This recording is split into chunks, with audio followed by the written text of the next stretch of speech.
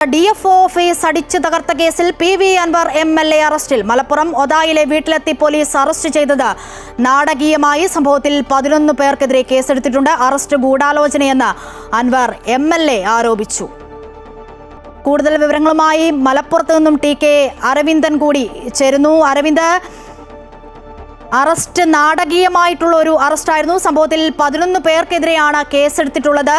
എന്തൊക്കെ ആരോപണങ്ങളാണ് PV Anwar MLA ഉന്നയിക്കുന്നത്? ഒപ്പം ഏതൊക്കെ വകുപ്പുകൾ ചുമത്തിയിട്ടുണ്ട്? തീർച്ചയായും വളരെ നാടകീയമായിട്ടായിരുന്നു ഇന്ന് നിലമ്പൂരിലെ സംഭവവികാസങ്ങൾ. വൈകിട്ടോടെയാണ് നിലമ്പൂർ MLAക്കെതിരെ പോലീസ് കേസെടുത്തത്. പൊതുമുതൽ നശിപ്പിച്ചു എന്നുള്ളതാണ് കേസ്. ജാമ്യം കിട്ടാത്ത വകുപ്പ് പ്രകാരമാണ് കേസെടുത്തിട്ടുള്ളത്. വൈകിട്ടോടുകൂടി തന്നെ വലിയൊരു സംഘം പോലീസ് അൻവറിന്റെ ഒതായിലെ വീട്ടിൽ എത്തുകയായിരുന്നു. വീട് വളഞ്ഞു. വീട് വളഞ്ഞ ശേഷം മണിക്കൂറുകൾക്ക് ശേഷമാണ് അറസ്റ്റ് രേഖപ്പെടുത്തിയത്.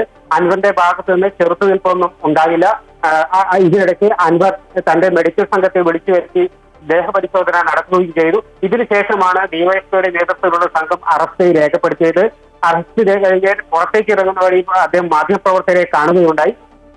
തനിക്കെതിരെ ഭരണകൂട ഭീകരതയാണ് നടക്കുന്നത്, ഇതിന് കീഴടങ്ങുന്ന പ്രശ്നമില്ല, ഒരു MLA അല്ലായിരുന്നെങ്കിൽ താൻ ഇതിനെ ചെറുത്തു നിൽക്കുമായിരുന്നു, എന്നാൽ ഇപ്പോൾ അതിന് തയ്യാറാവുന്നില്ല, നിയമത്തിന് വിധേയമാവുകയാണ്. എന്നാൽ താൻ ജീവനോടെ പുറത്തു വന്നാൽ തനിക്ക് ചെയ്യാനുള്ളത് താൻ കാണിച്ചു തരുമെന്ന് അദ്ദേഹം പിണറായി വിജയനെ, മുഖ്യമന്ത്രിയെ വെല്ലുവിളിക്കുക എന്ന ഒരു സാഹചര്യമുണ്ടായി. എന്തായാലും ഇപ്പോൾ അറസ്റ്റ് രേഖപ്പെടുത്തി അദ്ദേഹത്തെ നിലമ്പൂർ പോലീസ് സ്റ്റേഷനിലേക്ക് കൊണ്ടുപോയിരിക്കുകയാണ്. അല്പസമയത്തിനകം അദ്ദേഹത്തിന് വൈദ്യപരിശോധന നടത്തും. ഒരുപക്ഷെ രാത്രി തന്നെ മജിസ്ട്രേറ്റ് മുന്നിൽ ഹാജരാക്കും എന്ന് തന്നെയാണ് നമുക്ക് അറിയാൻ കഴിയുന്നത്.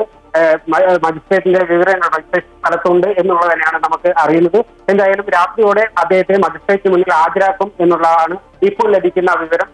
മറിച്ച് പോലീസ് നാളെ വൈകുന്നേരം വരെ അദ്ദേഹത്തെ കോടതിയിൽ ഹാജരാക്കുന്നതിനുള്ള സമയമുണ്ട്. അതുവരെ കാത്തിരിക്കുമോ എന്നുള്ള കാര്യം ശ്രദ്ധേയമാണ്. എന്തായാലും വലിയൊരു അംഗമായാണ് പോലീസ് എത്തിയത്. തന്റെ ഒരു ഗുണ്ടയോട് പെരുമാറുന്ന പോലെയാണ് പോലീസ് തന്നോട് പെരുമാറിയത് എന്ന് PV അൻവർ ആരോപിച്ചു.